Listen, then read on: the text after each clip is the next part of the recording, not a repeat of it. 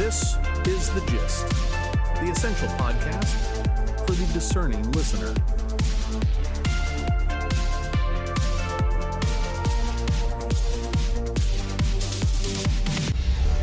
Welcome to The Gist. I'm John.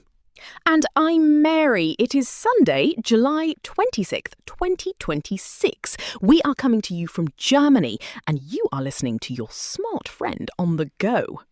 Let's jump right into the gist view. Today, we are looking at a massive movement of money in China. Changxin Memory Technologies, or CXMT, goes public tomorrow. CXMT is China's top maker of semiconductor memory chips. They are launching an $8.6 billion initial public offering. This is happening on the Star Market. That is Shanghai's science and technology-focused stock exchange. The IPO values the company at about $85 billion. CXMT makes DRAM. That stands for Dynamic Random Access Memory. Basically, it is the standard, everyday memory used in almost all computers. So, who benefits here and why? Let's follow the money. According to TrendForce, foreign companies used to supply nearly all of China's memory market. Then, the United States slapped heavy export restrictions on China back in 2022. Washington wanted to choke off China's tech growth, but paradoxically, it did the exact opposite. It forced domestic Chinese capital to panic, band together, and fund their own champion. Right. Investors threw money at this IPO. Institutional buyers oversubscribed it by 570 times. They are crowding in because CXMT has state backing. In a global market where chip stocks are actually selling off, a state guarantee means the company cannot fail. But there is a huge localized cost. Think of it like a town pooling every single dollar to build one giant, shiny fortress. The fortress gets built, but the rest of the town goes completely broke.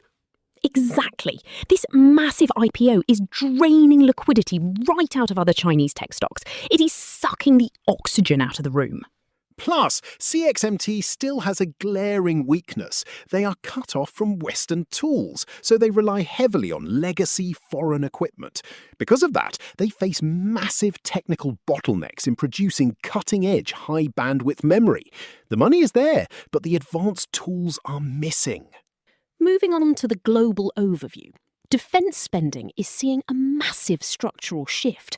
Between 2021 and 2026, the world's 13 largest arms makers poured $11.6 billion into their own internal research and development. But internal R&D is too slow. The Financial Times reports that big defence companies are changing tactics. Take BAE Systems, the United Kingdom defence giant. They just committed €50 million to act as a venture capitalist.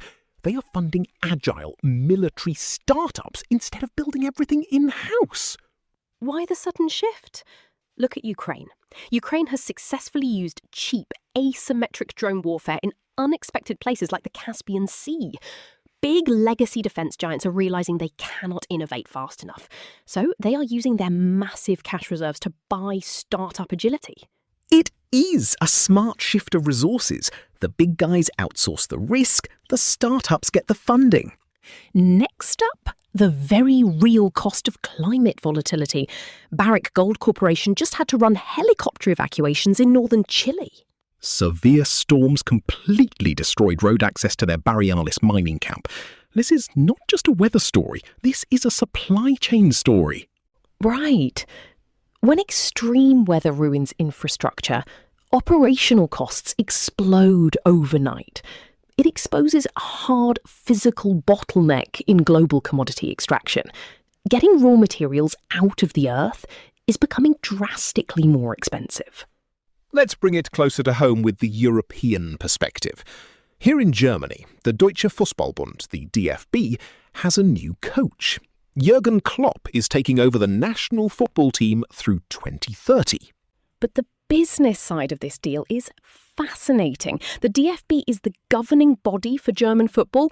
It is traditionally a legacy, non-profit institution. Yet, according to reports from Build and SRF, the DFB just paid a Euros $1 million buyout to Red Bull to get Klopp. They are acting like a ruthless corporate buyer. It proves that legacy sports federations can no longer just rely on national pride. They have to compete in the open market with real cash. And the power dynamic has totally flipped. Klopp immediately threatened to resign if the media harassed his family. The talent is now openly dictating terms to the federation.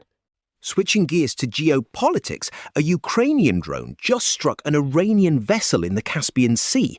The Guardian reports the strike caused one fatality. This triggered a massive diplomatic fallout in Tehran.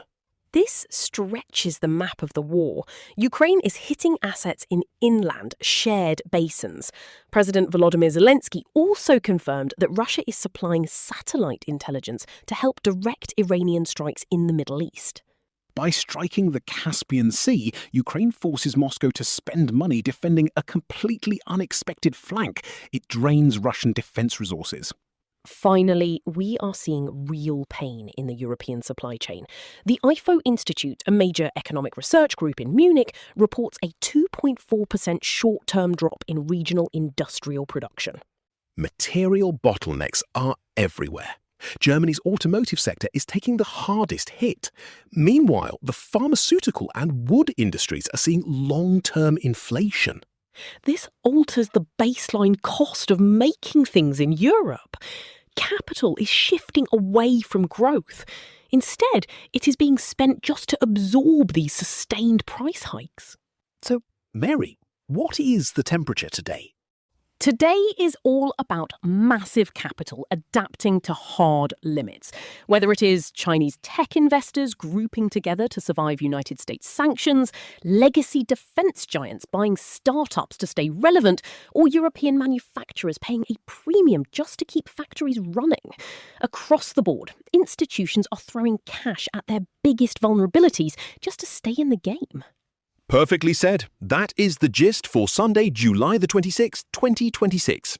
If you found today's breakdown useful, you should really check out our daily newsletter. It is completely free, and it is the smartest 5 minutes of reading you will do all day. Just tap the link right there in the show notes to subscribe. Thanks for letting us be your smart friend on the go, and we will catch you tomorrow.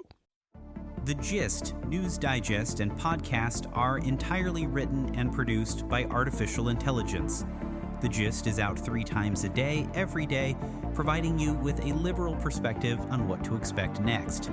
For more information and donations, visit thegist.online. Thank you for listening.